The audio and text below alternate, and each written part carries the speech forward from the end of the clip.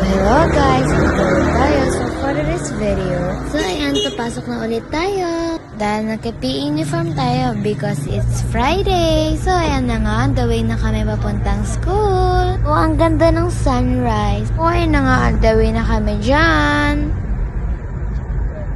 So, ang ganda-ganda talaga ng araw ngayon because it's morning. Buti na lang, thank you Lord, hindi umulan. So, ayan na, on the way na kami. Malapit na. So, ayan, dadaanan ko na si Ate Sam sa kay Titingga dahil iisa naman ang school namin. So, ayan, daanan ko muna siya. Bago pumunta ng school, dadaanan ko muna siya and ayan na nga siya.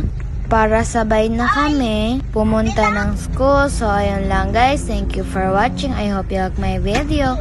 Bye-bye! See you next time. Bye-bye! So, ayan, papasok na kami sa school. And, ayun na nga kami sa loob. See you next time. Bye-bye!